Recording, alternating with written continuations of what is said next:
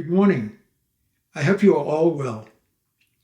First, a huge thanks to all our regular visitors and the 1,300 new subscribers this year. Wow, your support is very much appreciated. I hope, like me, you want more classical videos and tasteful high-end gear videos too. I'm trying, and I do appreciate, read, and answer all of your comments. Thanks so much for joining me today on episode 3 of my favorite conductors. Today, the great English conductor Sir John Barbirolli, known to his many musical admirers as Glorious John. I'll try and explain my views on why this description of him is so accurate. John Barbirolli was born in 1899 and died in 1970. He was both a cellist and conductor. He began his training, like me, as a scholarship student at Trinity College of Music, London. Later studying just up the street at our competitor, sometimes I say enemy, the Royal Academy of Music. I didn't start music college till 7 years after Barbirolli's death, so I never saw him live. What I did have access to was all his scores and music collection bequeathed to Trinity. Getting the key to the cabinet in the Jerwood Music Library was going to present a challenge. Within were hundreds of scores with all his markings and a collection of his batons. It took some sweet talking, but I gained access, and over the next few years I would spend countless hours in the library well after closing, drinking coffee and poring over the scores. And yes, a little air baton too. Barbirolli had a few great loves in his life. First, his second wife, the oboist Evelyn Rothwell, and second, that bastion of Manchester musical life, the Halley Orchestra. His divorce from his first wife and disastrous directorship of the New York Philharmonic coincided in the late 30s. Both Barbirolli and the orchestra gave lots of politically correct reasons for leaving, but previous director Toscanini had loyal fans in the orchestra, the press, and the audience, and they made life very difficult for Barbirolli, resulting in a bit of a breakdown. He refused other American work, including music directorship at the LA Phil, and decamped for England. After the war, the famous and very old Halley Orchestra, founded in 1858, were in very rough shape. Barbirolli and the orchestra respected each other very much, and they were together till his death. When he took over, the orchestra was down to 30 players. Through Barbirolli's care and insistence on getting the best players he could coerce into living in Manchester, he rebuilt the orchestra. But no matter how many fine players were within the orchestra, and the innumerable recordings he made with them, many in the dreadful acoustics of their home base, the Free Trade Hall, they never gained the rank he desired. As such, many of Barbirolli's greatest recordings were made outside of Manchester, in Berlin, Vienna, and London. I'm going to give you fantastic examples from all three cities. And luckily for audiophiles, Barbirolli was a long-time EMI artist at the height of EMI's recording prowess. So let's get to the fun part. Of course, you all have your favorites, but these are mine, for playing, sound, and interpretation. The perfect trifecta, just how I like it. Of course, you'll have yours, and please add them below in the comments. I'd love to read them. The streaming versions, which are for most of them here, for some reason I don't have a lot of Barbirolli LPs, is from high-res on Cobas or standard CD resolution on Cobas, and also on CD. So let's start with the king of Barbirolli recordings, the famous Elgar Cello Concerto with Jacqueline Dupre with the LSO on EMI. I've had a lot of bad luck with this record. I got the digital copy from Warner. It was just absolutely dreadful. I sent it back to Amazon as soon as I heard it. Terrible. Now there is, of course, the ERC, Electric Recording Company version, which is supposed to be amazing, but that's $600 if you want to get that. So the best thing is to get a good CD or listen to a nice stream on Cobas or Apple Music. And if you have a nice streaming setup, you'll really enjoy it. But it's a fantastic performance.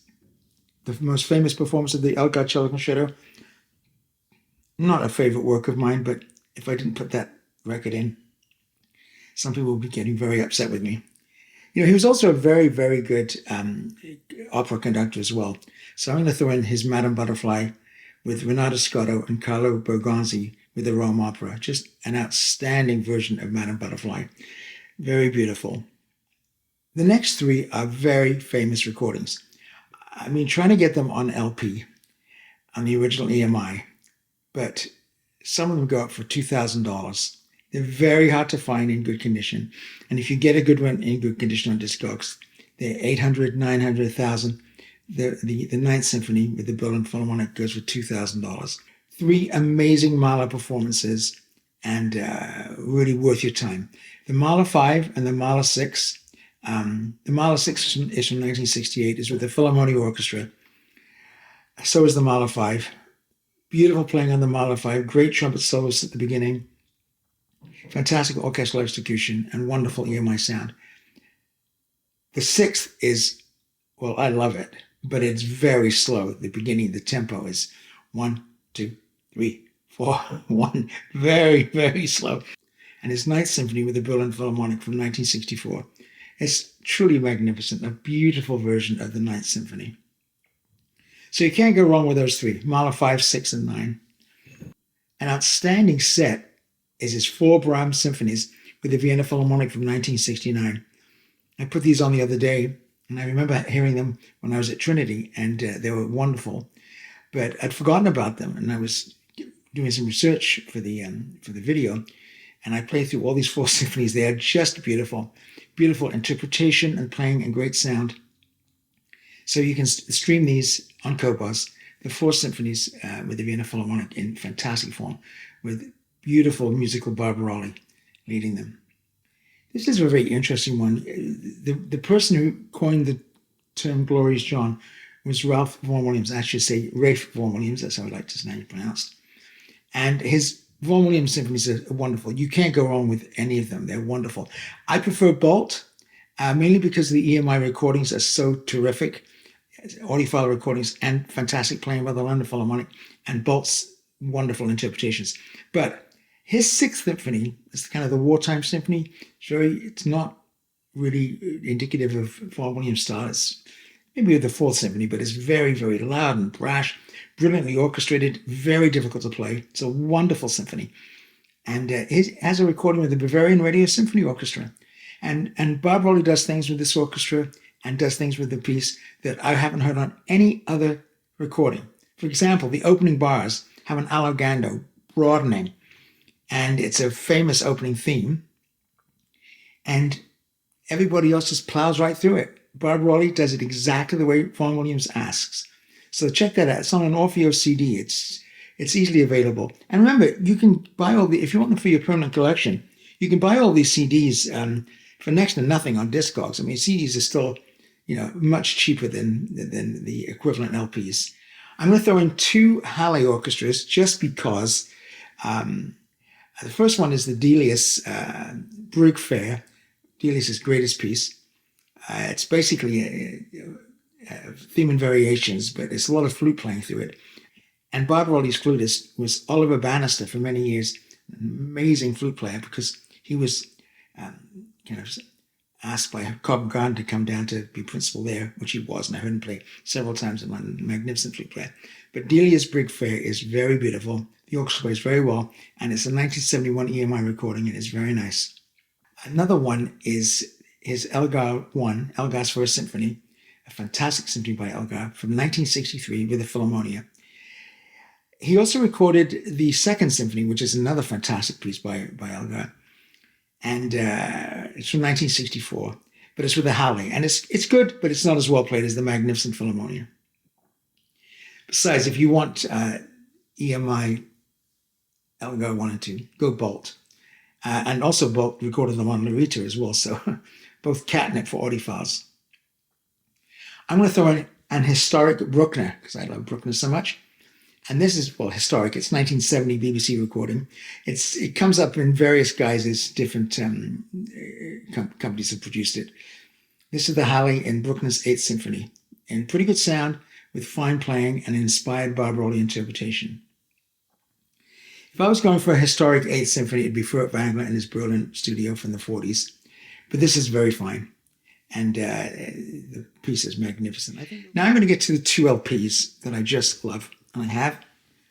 Trust me, if I could get the Berlin 9th, Mahler 9th, and the Philharmonia 5th and 6th in good condition, near mint, on EMI original pressings, I would buy them. But they're thousands of dollars, unfortunately. The first one that I've shown you before, this is the Chesky reissued 1965 of 1974, I think it is. Walthamstow Town Hall, Kenneth Wilkinson recording, Sibelius Symphony No. 2 with the Royal Philharmonic.